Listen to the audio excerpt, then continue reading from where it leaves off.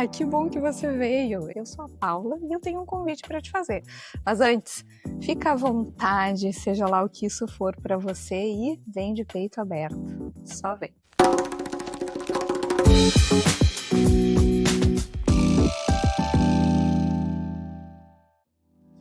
O meu convite é para a gente refletir sobre colaboração. Eu considero um dos meus pilares fundamentais porque envolve um tanto de outras atitudes igualmente importantes. Algumas delas até já passaram pelo Interessância. No episódio 9, nós falamos que sobrevivemos pelo amor que recebemos dos nossos cuidadores. Amor, entrega, a mãe suficientemente boa, que também só é possível com colaboração. Do pai, avós, amigas, babás, rede de apoio ou uma aldeia inteira.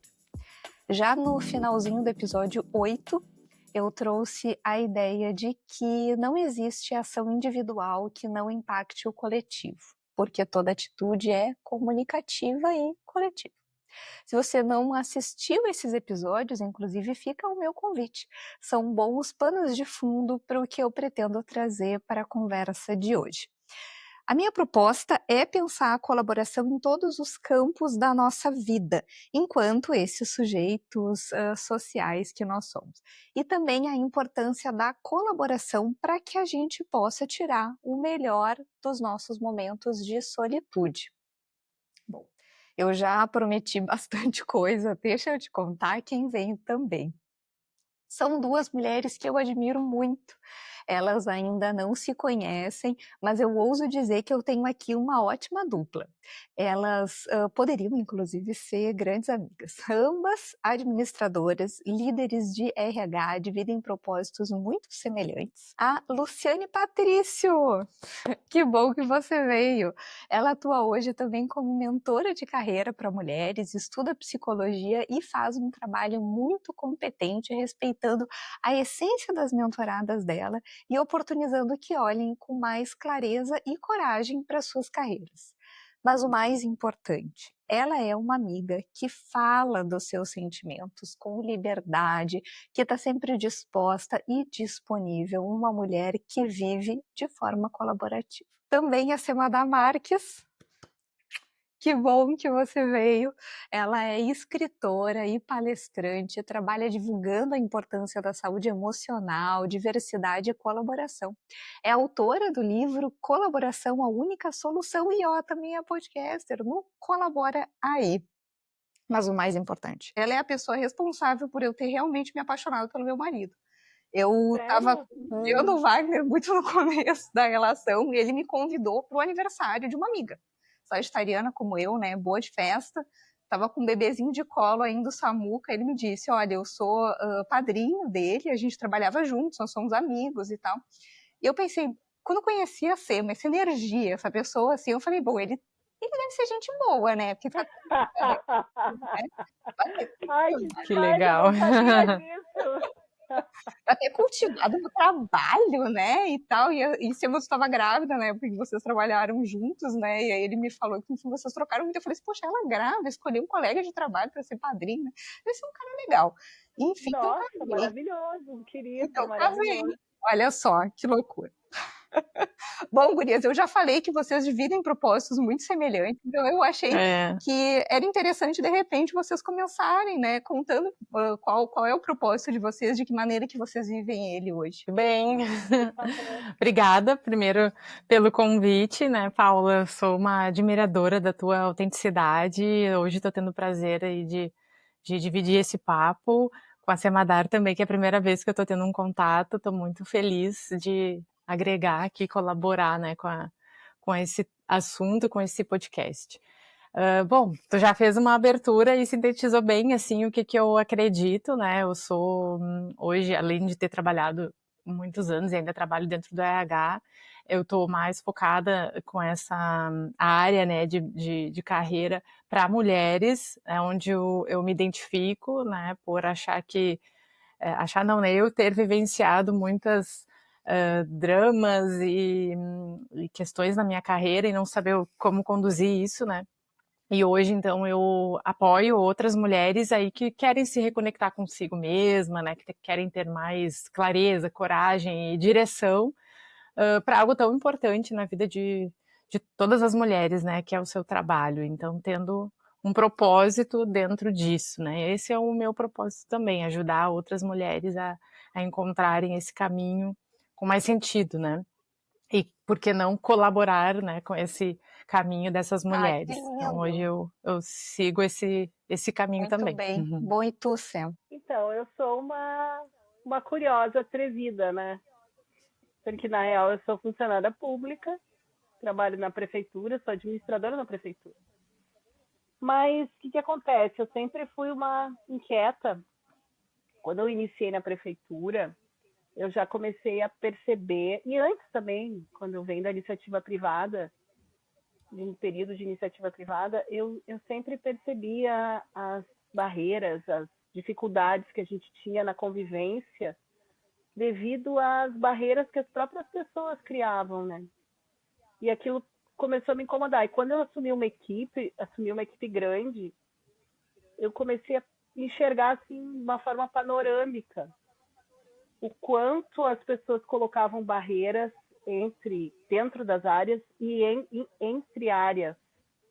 E a prefeitura nós temos secretarias, né? E daí isso se ampliava para entre secretarias. E o quanto isso dificultava o trabalho de todo mundo, né? Dificultava e, além do mais, acabava com a saúde mental das pessoas. E eu me tornei uma pesquisadora do assunto. E aí, desde lá, isso sim, eu tive o Samuca em 2011, né?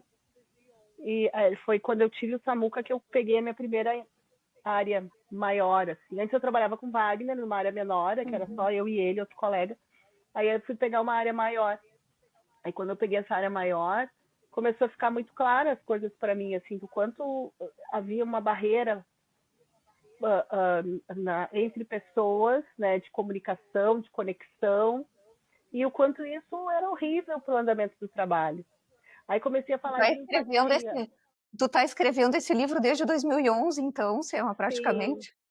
eu comecei a falar empatia. 2013, eu faço a minha primeira palestra na prefeitura sobre empatia.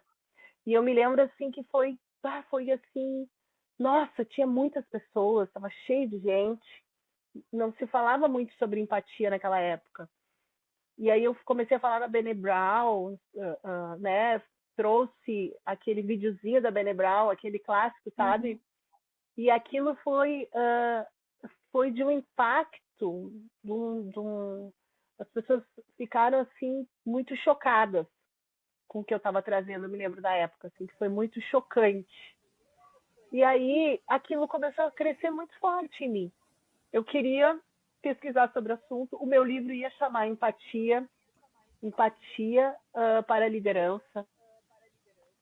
Só que depois eu comecei a perceber que não era só a empatia, né? Que a gente precisava ter esse senso de comunidade.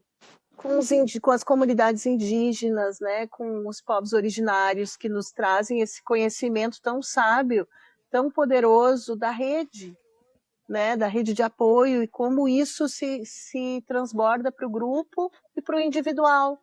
Então, para mim, isso hoje tem sido muito grande, né? Eu tenho lido muito a Ailton Krenak, né? E tendo assim essa consciência de que o futuro é ancestral, que a gente precisa voltar a buscar essa conexão com a gente, com a natureza, com as pessoas, essa conexão genuína.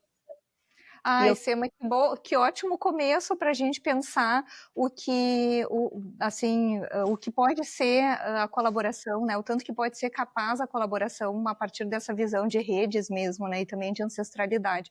Eu falei no começo que eu penso que colaboração ele abraça muitos outros valores, muitas outras atitudes, né? E eu percebo assim no teu livro, inclusive daqui a pouco até pela escolha de divisão de capítulos, você fala assim de coisas que faltam para que exista a colaboração, coisas que são importantes para que exista a colaboração. Eu queria assim ouvir um pouco de vocês, quais são essas atitudes que vocês entendem que são complementares para que a gente possa ter ambientes colaborativos, né? Seja aqui pensando em ambientes em todos os ambientes, né? A nossa vida profissional, pessoal, enfim. Eu não tive a oportunidade ainda, né, de fazer a leitura do livro da Sima Dharma, mas já adorei, né, pelo que ela explicou. Eu começo, então, falando o que eu penso, né, sobre colaboração, e o que me vem à mente, assim, com a tua provocação, é a questão de conexão, né. Para eu colaborar, eu preciso, de alguma forma, estar conectada com aquilo que eu vou me envolver, né. Então, para mim, isso hoje eu entendo que é o mínimo necessário, assim, eu me conectar com aquilo que eu estou querendo colaborar, ou que estão me pedindo, né, uma colaboração, ou que eu sinto vontade de colaborar, seja com uma atividade, uma causa, uma pessoa, um relacionamento, enfim. A primeira questão para mim vem muito da conexão, né? Acho que é mais difícil eu querer colaborar, né, se eu não me interesso de alguma forma por aquele assunto. O que tu acha, Semadar? Então, eu acho assim que realmente a gente precisa estar conectado, né? Tá? Mas às vezes numa equipe é importante para o líder ele verificar os propósitos individuais para conectar com um propósito maior, né? E às vezes falta muito a comunicação, do entendimento, da consciência, do porquê que tu está fazendo aquilo, né? O que eu estou fazendo aqui, né? Qual o sentido maior? Para que a gente possa, eu acredito que ter colaboração tem que ser fomentado a conexão entre as pessoas e a conexão com algo maior, com um sentido maior. Só que essa conexão, ela vem de uma conexão com a gente. Porque às vezes a gente não para ouvir o que a gente está sentindo, às vezes a gente não para nutrir aquilo que a gente precisa. E aí a gente acaba se colocando no grupo de forma a querer que o grupo atenda isso. E quantos colegas a gente conhece que, né, que estão ali, parece que precisam de atenção, parece que precisam de aplauso, e eles acabam desconectados da necessidade deles e querendo que os outros atendam as necessidades deles. E os líderes também. E isso causa uma desconexão. Então, acho que eu tenho uma pergunta para te fazer assim, talvez eu tenha uma ideia um pouco radical com relação ao quanto a gente, como líder, consegue engajar alguém, sabe? Eu, na verdade, penso que não dá, tá? Porque o engajamento precisa se estabelecer com o que é particular de cada um. O que a gente, como líder, pode fazer é ouvir e entender e aí conectar, criar essa conexão, sabe, Lu, que eu acho que eu concordo muito contigo, criar a conexão daquilo que já vem do outro, porque precisa partir do outro, porque eu digo assim, vamos nos engajar, porque a gente, mesmo que seja uma causa social, mesmo que eu crie aqui uma ideia de uma causa social, se aquela causa social não toca o outro, do que adianta? Ninguém motiva ninguém, né? É, um pouco isso. Então, ninguém acho motiva que ninguém, né? O líder, ele carrega um peso. Mas a tua equipe, por exemplo, daí a liderança média, então, é a que mais sofre, né? Eu sempre digo, tá ali no meio do sanduíche, né?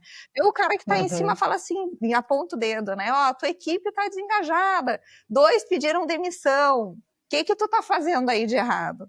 Aí vai pensar, uma cultura toda esgualepada, um salário todo esgualepado, e o líder lá, ó. É o líder que tem que se virar. E aí cria conexão, cria engajamento e tal. Então, assim, bom, mas tem um ponto que tu trouxe aqui no livro que até me tocou bastante, a questão de tu trazer do quanto é importante esse autoconhecimento, né?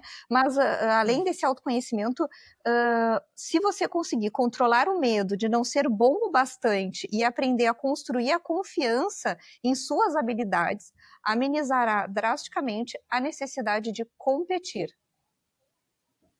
Então passa por a pessoa se conhecer, para ela saber qual é o propósito dela, para ela poder falar para o líder e o líder conectar, passa, Uhum. né? Então tem esse viés de autoconhecimento, mas ela confiar em si como, primeiro, merecedora de viver o seu propósito. Porque veja bem, né? Uhum. Vocês com certeza conhecem uma dúzia de pessoas que acham que não merecem viver o seu propósito. Uhum. Merecedora e capaz de realizar o seu propósito. Uhum. Com E certeza. aí ela é capaz. Então, se ela é capaz, ela também não precisa competir. E essa competição que aí muitas vezes a gente aqui trazendo para o lado do mercado de trabalho é complicada, né? Como é que é esse negócio aí da tal da alta performance? É que parece que competição é diferente de colaboração, né? E a gente Será vai que é? também tentar entender quais. Exatamente, eu acho que é a provocação que a gente tem que Nossa, ela tentar tu escreveu um livro entender. disso? Conta pra gente. Eu acho Porque, Dá pra colaborar e fala um competir? Como é pouco. que é? Porque quando eu penso, né, até eu comentei com a Paula isso, quando eu penso em colaboração, me dá sempre a impressão de que eu vou colaborar, como a gente falou, eu vou colaborar com algo que eu me conecto. E, de certa forma, então eu colaboro por um interesse meu, individual, né? Eu tenho um interesse com aquela colaboração de alguma forma, ser aceita, ser validada, ou alcançar algum objetivo, seja profissional ou não. E o quanto isso pode me levar para uma competição ou não, né? Então, eu também gostaria de saber, né, em que momento ele vai até uma colaboração e quando que ele passa a ser uma competição, de certa forma, né? Mesmo que a gente nem saiba que está competindo muitas vezes. Gurias, olha só, eu acredito em micro-revoluções, tá? Eu acho que a gente ainda tem um mercado de trabalho hostil, e não é porque eu estou no serviço público que eu não saiba, né? O meu marido está na iniciativa privada, eu sei que o mercado de trabalho, as empresas também têm ambientes hostis, como tem no serviço público. Então, eu acho o seguinte, que às vezes é muito difícil para o líder, como tu disseste, né? Orquestrar essas diferentes visões e diferentes propósitos, né? Mas acho que sim, isso é um papel da liderança, de ter, de se conectar com as pessoas em profundidade para entender o propósito de cada um, saber os valores, saber como que cada um o que cada um sente, para poder fazer essa orquestra, né, extraída, essa orquestra melhor a melhor música e fazer com que as pessoas sejam direcionadas de uma forma que elas possam de alguma forma se sentir conectadas, né? Mas eu sinceramente eu não acredito na competição. Eu não acredito que tu tenha bons resultados em equipes em que haja competição entre si, porque eu acredito em ambientes de confiança, né? Por exemplo, eu dou até um exemplo no livro dos pit stops de Fórmula 1, onde as pessoas são extremamente rápidas, né? Eles têm milésimos de segundo para fazer os que eles têm que fazer, e para isso elas precisam confiar uma nas outras, para que haja aquela rapidez. Então a gente precisa estar conectado de uma maneira muito profunda com as pessoas que trabalham conosco, para que haja esse ambiente de segurança e de confiança. Porque quando tem ambiente de confiança, e isso se constrói com lealdade, com valores éticos, com comunicação, com respeito, com reciprocidade. Quando tu vai construindo esses ambientes, se tu faz essas micro-revoluções nos lugares onde tu tá, tu vai fortalecendo essa cultura e as pessoas vão se sentindo mais tranquilas. Agora, quando não tem lealdade, quando tem medo, né? Quando eu preciso destruir o teu trabalho para me fortalecer, aí eu não tenho ambiente de confiança. E a minha audácia, eu digo que eu sou uma audaciosa, né? Eu tenho a pretensão de botar luz nesse assunto, fazer com que as pessoas falem sobre isso, porque pessoas que não são leais, né, pessoas que não se conectam, pessoas que vivem ainda na competição, elas destroem ambiente de confiança. E com isso elas destroem culturas e destroem a saúde mental, porque a saúde mental ela é diretamente ligada às relações. Se as relações não estão boas, não tem saúde mental. É uma falácia dizer que vamos fazer programas de saúde mental quando a equipe é cheia de fofoca, cheia de diz que me disse, cheia de gente querendo puxar o tapete um do outro. Então eu não acredito em competição de nenhuma forma. Eu acho que eu acredito que sim, a gente pode se superar como equipe, né? A gente pode ter alta performance com certeza, mas com lealdade, com confiança, com conexão, e posso garantir assim, que isso dá muito certo. Que a gente é capaz de ter equipes com performances altíssimas, mas criando essas conexões saudáveis e bacanas. Que eu acabei me lembrando, assim, de uma dinâmica de trabalho que, sim, o líder tem esse papel fundamental, né, de estar atento, né, ao que está acontecendo ali no time, às particularidades de cada um, os interesses, né, de cada um. Mas o que eu já vivenciei, assim, e acho interessante isso que tu falou, é se tu tem um grupo, né, então, sei lá, 4, 5 pessoas, que 4 pessoas são alinhadas e colaborativas, de certa forma, e aí tu tem um mais competitivo, como tem a maioria mais colaborativa, automaticamente aquela pessoa ela é repelida, né? Ela acaba se destoando. Exatamente. E então, por mais que o líder tenha esse olhar, eu acho que o próprio grupo, né, se ele é um grupo forte, conectado, com um propósito, enfim, ele acaba se sobressaindo a uma pessoa que, por N motivos, né, se acha mais competitiva e utiliza essa competição para atingir os seus resultados, né? Então, já vivenciei isso, assim, e entendo que o grupo acaba tomando mais partido disso, né? Eu ia comentar que a Sema trouxe a imagem da Fórmula 1, né? Recentemente eu fui no cinema assistir o filme Fórmula 1. Não sei se vocês viram há pouco. Tá, eu não sou fã de Fórmula 1, fui parar assim, de uma forma completamente aleatória. Eu ia dizer que era por causa do Brad Pitt. Um bom motivo. Podcast, vai que menina fútil foi lá, mas a verdade é um pouco essa. Não tem problema. E aí... Eu fui sozinha, não fui com o Wagner. Mas assim, ó, gente, tem muito, me pegou muito essa questão de forma. Eu tô esperando, ainda não vi, gente, um post ali no LinkedIn, mas vai rolar. Vai começar a rolar post no LinkedIn. O que eu aprendi sobre liderança com o filme Fórmula 1. Mas assim, fora a piada aqui, mas essa imagem do pit stop. Então, eles tinham um ambiente de muita competição para ganhar, com o objetivo de ganhar. Era uma equipe que estava perdendo muito, então eles naturalmente eram bastante competitivos, mas parece que eles competiam entre as áreas também. Então, a engenharia competindo, como reclamando e colocando culpa do pessoal do pit stop, o pessoal do pit stop colocava na engenharia, o piloto, então, meu Deus, nem se fala, completamente desalinhado ali de tudo, né?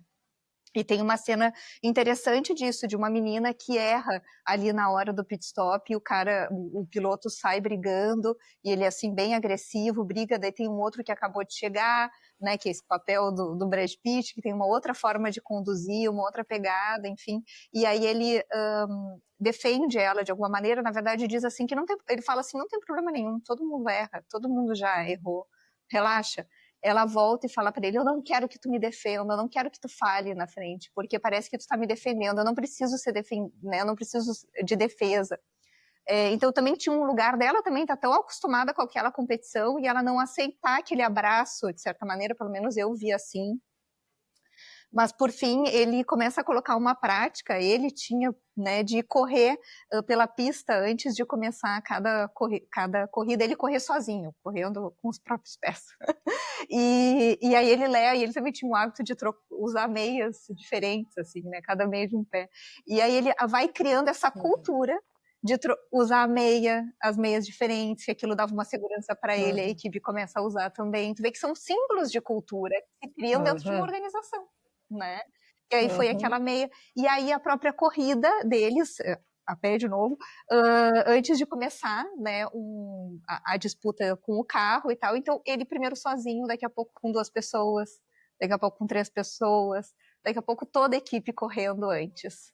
né? E brincando, e se divertindo, se distraindo, mas presentes, né? É como se aquilo desse presença para eles, para a competição que vai começar, concentração, né? Uma energia e espaço de escuta de todo mundo, ele dá espaço para que as pessoas deem ideias. Quando eu vou começar a trabalhar um tema, tem uma coisa que eu gosto de fazer, que é buscar, assim, tipo, a etimologia da palavra, onde é que veio, quais são as outras palavras que são semelhantes, e aí me deparei com o seguinte, que colaboração, ele tem também outros sinônimos, tá? Cooperação e ajuda. São palavras muito semelhantes, mas que guardam uma distinção em comum entre cooperação e ajuda, comparado à colaboração, que seria a questão do compromisso, né? Onde tu, daqui a pouco, ajuda pontualmente, né? Dá uma ajuda, a gente pode, né? Aqui até dar um exemplo de uma ajuda financeira, né? Eu ajudo, manda um Pix para a pessoa que está precisando, né? Tu não tem necessariamente um interesse ali. A Lu até trouxe uma ideia, uma visão, né, de que daqui a pouco pode ser meio interesseiro, em certo sentido, né? Mas também tem, então, essa questão da cooperação, que ela também pode ser pontual, ela não exige esse compromisso todo, ela também pode se estabelecer uma cooperação dentro de um projeto e daqui a pouco eu não tenho uma vantagem para mim também, né? Eu estou buscando daqui a pouco, ou eu só tenho uma vantagem, ou só o outro só tem uma vantagem. E na colaboração, ambos precisam ganhar com isso e ambos precisam ter esse compromisso. Aí eu me deparei com a palavra compromisso e eu fiquei pensando. Aí me lembrei lá da época da faculdade que a gente estudava Bauman, né? A tal da modernidade líquida, né? E essa ideia que o Bauman traz, a modernidade líquida, de que todo mundo quer o benefício do compromisso, mas que ninguém quer se comprometer. Tá, falando de uma forma bem grosseira, acho que eu tenho a frase mais bonita aqui: queremos comunidade, mas sem abrir mão da autonomia individual, queremos colaboração, mas sem os custos do compromisso. Isso me pegou forte, assim, sabe, pensando o que seria, então, o que seria esperar compromisso na tal da modernidade líquida, então, usando uma expressão do Bauman, e às vezes eu me vejo um pouco descrente da colaboração no mercado de trabalho, e acho que talvez porque eu flerte um pouco com essa sensação da tal da modernidade líquida, assim, né? Eu sei que tem vários outros pensadores que depois contrapõem a ideia da modernidade líquida, até trazendo, Simon, a ideia das redes digitais tornaram essa liquidez muito... já não é uma ideia muito pessimista, tá? De que, na verdade, as redes que podem se estabelecer a partir de um mundo mais digitalizado, elas operam de maneira contrária a essa ideia do cada um por si, enfim, um pouco... Bom, enfim.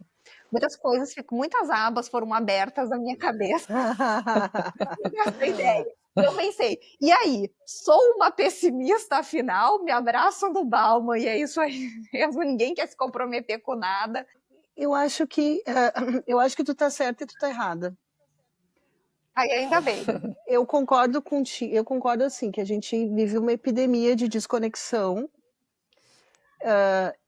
que é um pouco ampliada pelas redes sociais, pelas redes, né? Porque parece que as pessoas estão próximas, mas ao mesmo tempo elas não estão, não existe essa conexão, né, presencial verdadeira.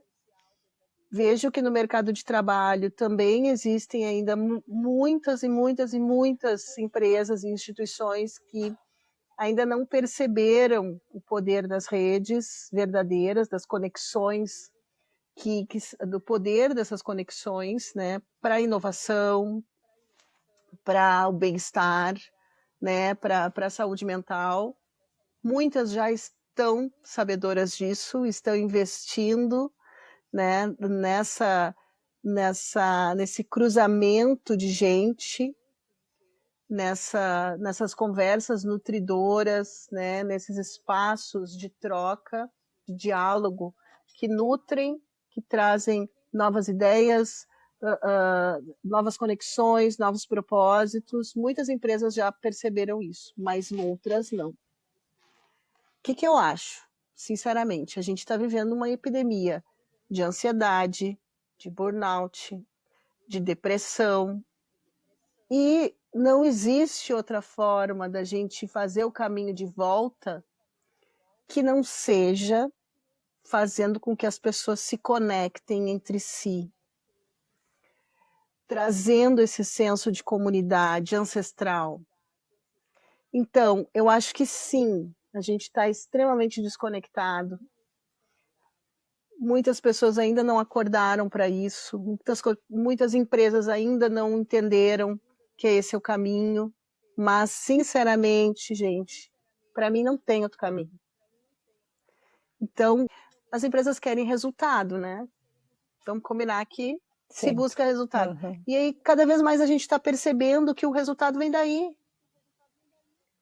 Vem dessas redes de cooperação dentro das empresas, dessas comunidades de prática, que seja para alcançar critérios ESG, que seja né, com o intuito do mercado financeiro, de se adequar ao mercado financeiro, que seja, mas que se inicie esse movimento, para que haja um caminhar dentro das empresas que se entenda que não adianta a gente atualizar a NR1, né, se a gente não começar a pensar nas relações, no que a gente chama de saúde relacional, que é o próximo passo, né, que no futuro é o que a gente vai buscar, é a saúde relacional, após a saúde mental, porque a saúde mental, ela se dá através das relações.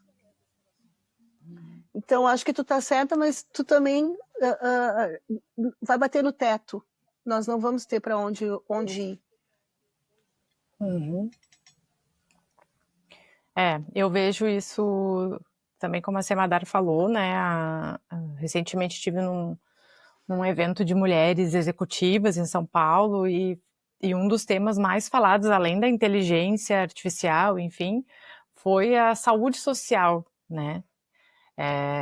E o que seria isso, né? É exatamente o que tu falou, é a relação, né? Como que a gente se relaciona socialmente, e isso tá aí, tá na pauta, né? A NR1, claro, veio para talvez legalizar, né? Impor, de certa forma, algo que tem empresas até que já estavam começando a se dar conta e investir nisso, né?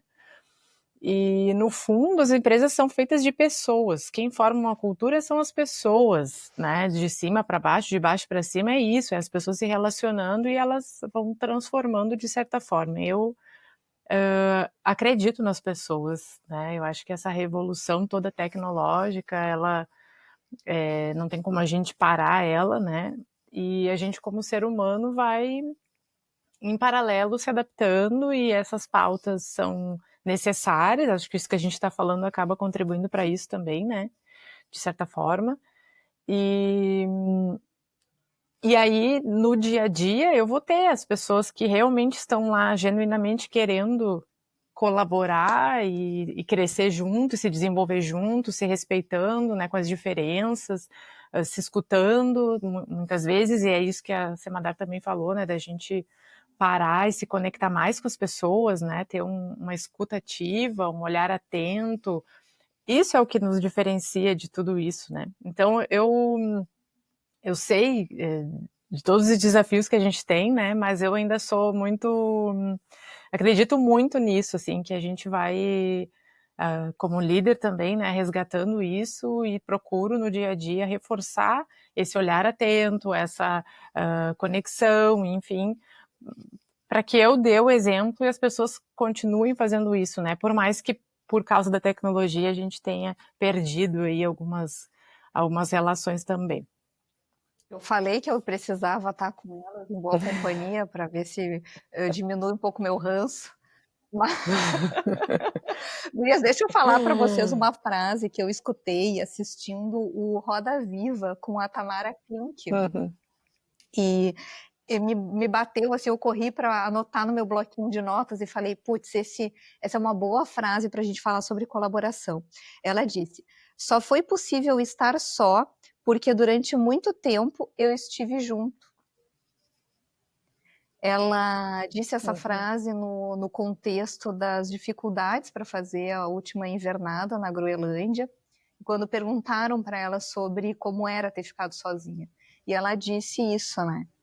Uma questão não era o tempo que eu fiquei sozinha, foi todo o tempo que eu tive junto com as outras pessoas e que oportunizou que eu pudesse estar só com saúde mental, física, por 3 meses no meio Lindo. parada. Gente, não é potente demais? Potente, lindo. Uhum. Mostra que quando a Uhum. gente é nutrido, quando existe uma nutrição emocional, tu te fortalece, né? Que isso te dá uma fortaleza para tu passar 3 meses sozinho, no meio do nada. Uhum. Isso aí é algo que eu vejo direto nos meus atendimentos, né? As pessoas voltado aí para o trabalho, né? Elas acham assim que o problema é o lugar, que é aquele contexto, e aí tu vai olhar a trajetória da pessoa, ela acabou não olhando para si e acabou culpando sempre aquele ambiente, aquele contexto, né? Então, quanto é importante a gente olhar para si com dores mesmo, né, do que a gente tem e também as conquistas, enfim, mas olhar para isso, trabalhar com isso, entender, né, da onde a gente veio, por que a gente fez aquelas escolhas, ajustar a rota, né, e muitas vezes a gente se dá conta que não é o lugar, né, é o nosso olho, a nossa visão ali que estava distorcida de alguma Isso que tu forma. está falando é muito interessante, Luciane, porque o que eu vejo também é que muitas vezes as situações com essas pessoas se repetem nos diferentes espaços, porque e também está ligado com o que a Paula trouxe da questão do merecimento. Vocês devem conhecer a pesquisa aquela da Brené Brown, né? Em que ela separa e a diferença é esse paradigma, né, do eu não mereço, né? E aí o que eu vejo é que às vezes as pessoas ficam estagnadas em ambientes tóxicos, normalizando atitudes abusivas, achando que aquilo é normal, porque elas têm isso de achar que não merecem estar num espaço saudável. Isso, assim, é muito recorrente, da normalização de atitudes abusivas, de líderes abusivos, até de gritos, de desrespeito. A gente ainda escuta falar de líderes que gritam. Olha que absurdo. Isso para mim é inadmissível, totalmente inadmissível. E as pessoas normalizam isso, normalizam esses comportamentos abusivos por essa crença de não merecimento. Por isso que eu sempre digo assim, ó, tua responsabilidade. A responsabilidade é nossa. Se a gente está numa situação abusiva, eu dependo desse emprego. E tu tem que colocar limite, porque isso significa que tu não aprendeu a dar limite a comportamento abusivo ao longo da tua vida. Então, às vezes, tentar impor o limite, né? Se precisa, tá? Não vai tirar, não vai sair, né? Eu já tive experiência assim que eu falei, não, aqui comigo não. Comigo, baixa o tom. Baixa o tom, isso. Comigo tu baixa o tom. E a pessoa, quanto mais a pessoa gritava, mais baixinho eu falava, mais baixinho eu falava. E aí a pessoa gritando e eu cada vez mais baixinho, eu disse, bom, então eu vou me retirar. Aí quando tu voltar assim, aí de repente, entende? E aí como que pode, a pessoa até te trata diferente, né, depois do limite que tu impõe, depois, né? Ótimo. E me disse assim que era uma pessoa que todo mundo sabia que gritava, que isso, que aquilo outro, histórias épicas. E me disse, foi a primeira vez que alguém me falou. Como é que isso se estabelece numa cultura, né? Todo mundo sabendo que essa pessoa grita. Olha a normalização do absurdo. E aí eu tive que dizer, não, e eu perguntei se por acaso eu já tinha ouvido falar em comunicação não violenta. Indiquei um cursinho, eu falei, não, um cursinho, você já ouviu falar? Eu acho que as pessoas, se a gente olhar 20 anos atrás, né, acho que todas nós aqui temos bastante tempo de experiência, assim, na corporativo, né, hoje eu percebo que a gente fala mais, a gente ainda pode melhorar, a gente tem muitos limites para colocar, como a Semadar falou, né, que as pessoas têm muita dificuldade em colocar, né, o seu limite ali por uma questão de aceitação, mas a gente ainda fala mais do que antigamente, né? A gente se coloca mais em evidência e até, né, colocando ali alguns nãos do que antigamente. E os nossos filhos, a gente já percebe também neles isso, né? Hoje eles também colocam alguns limites pra gente que antes a gente não fazia isso com os nossos pais. Então, de alguma forma, eu acho que sempre vai ter ganhos e prós e contras, né, nas gerações, enfim, o que é de bom e o que não é tão bom. Mas acho que a gente tem conseguido bons resultados. A gente escuta essa questão do propósito das gerações, né? Falando que como os millennials foram aquela geração que acreditou que tendo um propósito, trabalhando duro, ia conseguir conquistar as coisas, e aí percebeu que a economia não ia ajudar tanto, mas que também o sonho não era bem esse, que o propósito exatamente talvez não fosse pagar as contas, né? Pode ter aplicar o teu propósito em outros lugares que muitas vezes não vão ser monetizáveis, né? As próximas gerações, elas parecem que, pelos estudos que a gente vê, né, já vêm com essa ideia de propósito, trabalho, o lugar de laboro, efetivamente, e Sim. propósito é outra coisa, né? Talvez por isso a gente encontre, eu ia dizer que talvez a gente encontre mais colaboração, mas talvez a gente também encontre essa colaboração um pouco mais prática, sabe? Um pouco na linha, Sema, talvez, do que tu disseste quando eu falei que não estava acreditando muito a colaboração. É assim, tá, na real a única solução é eu fazendo junto com meu coleguinha, porque senão vai dar ruim. Então tá, então vou fazer aqui com meu coleguinha e vamos bater essa meta aí e o Ru bater uma meta. Mas sabe, Eles são assim, muito práticos. Mas eu não vejo, mas eu não vejo assim no dia a dia, eu ainda acho não tão descasado assim o propósito com o trabalho, sabe? Eu tenho convivência assim com pessoas de 60 anos e 20 anos, né? Então, num time. E aí é totalmente diferente, assim, né, para uma pessoa mais madura, ela espera que eu determine, que eu determine algo assim, sem dizer o porquê, mas que eu determine que tem que ser feito assim, assim, assado até tal data.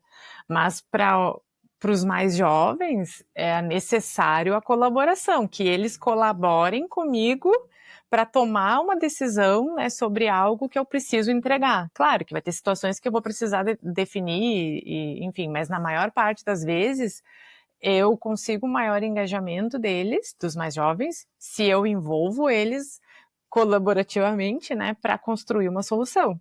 E isso é evidência, assim, na realidade, assim. Então, eu já acho que eles precisam participar, que eles têm essa necessidade de enxergar o porquê daquela entrega, o porquê que eles precisam fazer aquilo, mesmo que seja muito operacional, porque se eles não conseguirem entender o papel deles nessa entrega, não rola. O pessoal mais velho já está acostumado com comando e controle, né? Mandou, estabeleceu, fez. Tem que e fazer. eles não, eles já estão. Mas eu te digo o seguinte: eles estão acostumados com comando e controle, tá? Eu trabalho muito com equipes mais velhas. Fiz um trabalho longo na IPTC.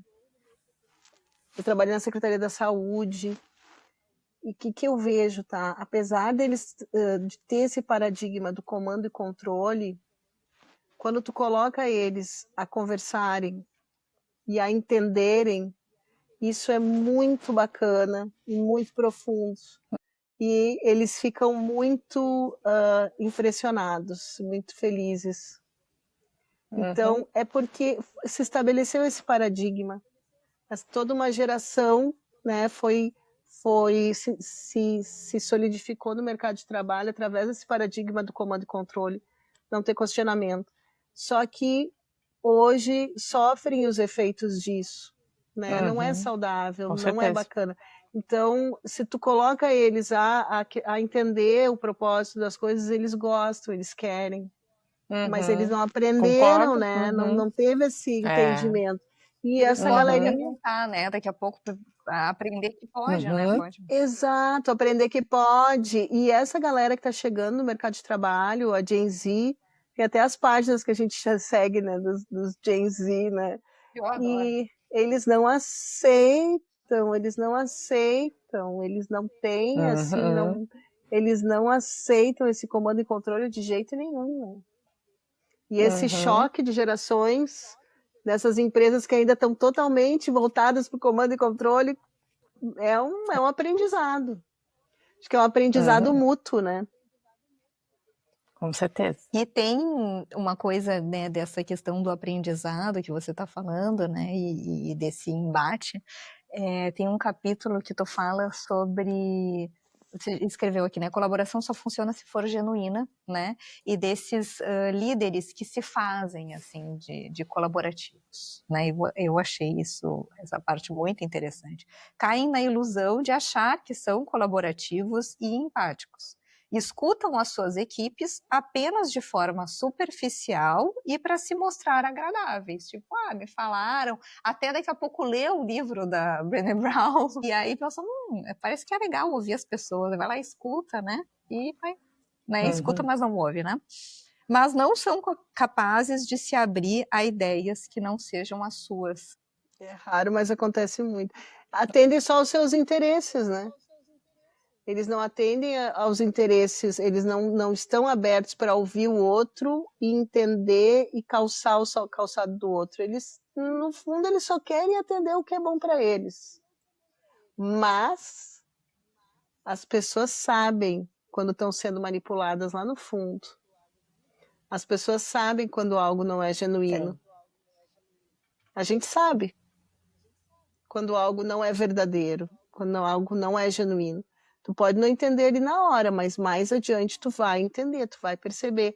E não adianta tu cobrar reciprocidade, engajamento, lealdade, porque existem os boicotes, e os boicotes eles não são somente boicotes aparentes, conscientes. Existe o boicote inconsciente. Tu não vai dar o máximo que tu pode dar, tu não vai te entregar, tu não vai ter segurança psicológica, porque tu sabe que de alguma maneira tu está sendo manipulado. E isso é muito ruim para todo mundo. E uma coisa que eu queria falar, que eu acho super importante, tá? Tudo isso tem um custo para as empresas. E as empresas, elas estão percebendo, as empresas que já estão um pouquinho mais à frente, elas estão percebendo isso. Que existe um custo de tu não ter uma colaboração genuína e verdadeira. Existe um custo de tu não ter ambiente de confiança e psicologicamente seguros. Existe o custo da saúde mental, existe o custo da falta de inovação. Quantas ideias que vocês já tiveram que foram invalidadas por líderes egóicos que se incomodaram de ver uma boa ideia? Ou que mesmo invalidaram a ideia de vocês? Quantas vezes a gente já teve alguma ideia invalidada que poderia ser uma ótima ideia? Então, tudo isso tem um custo para a organização. E a empresa que está à frente, as empresas que estão à frente das instituições, elas estão percebendo esse custo. Que é o custo de manter pessoas que ainda querem atender aos seus próprios interesses. E não querem atender o interesse do todo. Mas estão lá com as suas próprias questões que ainda não foram atendidas e querem que o grupo atenda. Isso é um custo alto. Tem assunto para essa colaboração. Bom, eu já estou me encaminhando para o final, né? A gente tinha tantas outras abas para a gente abrir, mas vou indo. Bom, eu sempre, gurias, finalizo, né? Pedindo que vocês tragam algum chamado, um lembrete ou talvez um convite. E esse é o convite que eu faço para vocês agora, para, enfim, vocês fiquem à vontade para trazer algo que talvez a gente tenha deixado passar. Acho que eu posso começar, né? Mas pensando em tudo que a gente falou, assim, acho que a gente falou bastante do papel do líder, né? E aí eu volto àquilo que eu falei, assim, que as empresas são feitas de pessoas e os representantes das empresas são os líderes, né? Eles que estão lá trazendo a cultura no dia a dia.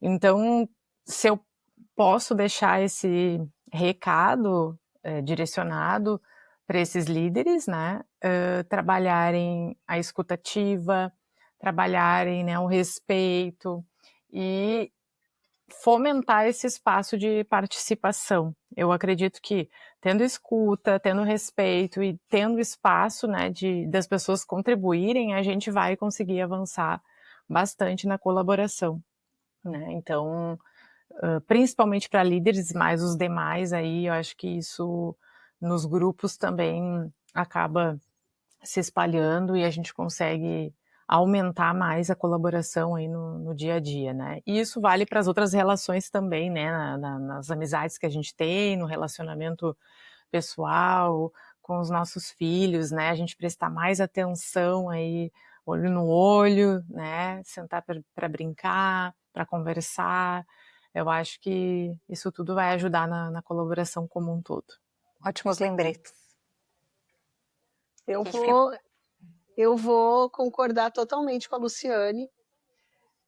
É estar presente, né? E eu tenho exercitado muito, tentado, né? Exercitar essa presença. Hoje em dia, com o telefone, tantas outras distrações, a gente fica tão desconectado dos nossos filhos, dos nossos parceiros. Então, queria também falar dessa presença, né? Essa presença que ela é estimulada. Eu sou bicho grilo, né, gurias? Eu adoro natureza, né? Eu adoro estar perto da natureza, acho que isso auxilia e alavanca essa presença, né? Porque nos auxilia a estar mais conectados, mais presentes e mais presentes para o outro. Então, isso que a Luciane falou é muito importante. As equipes precisam ser ouvidas, as pessoas precisam ser ouvidas.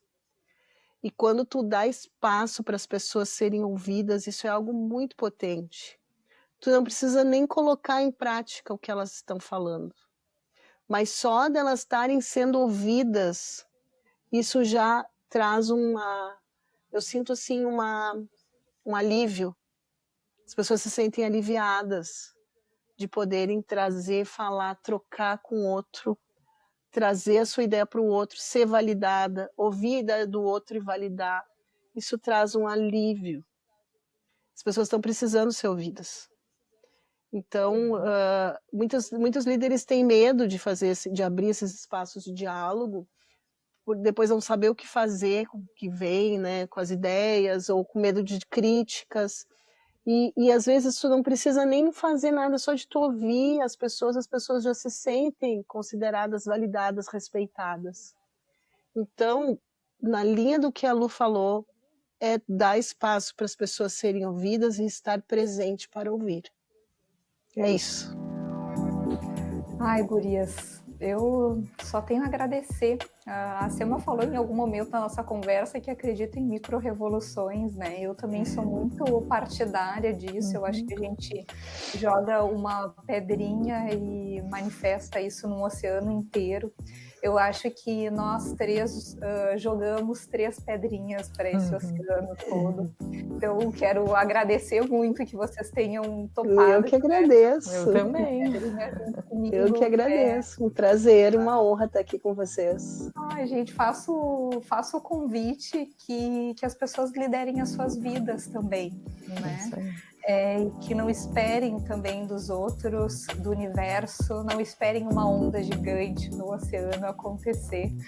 Carreguem as suas pedrinhas, movimentem os seus pequenos universos, façam essas pequenas transformações, continuem acreditando. Eu sei que eu desacredito acreditando. E, enfim, procurem o livro da Semana. Tá lá, obrigada, queridos. Obrigada. Obrigada. Obrigada. Obrigada, muito obrigada pela oportunidade. Obrigada. Até. Obrigada.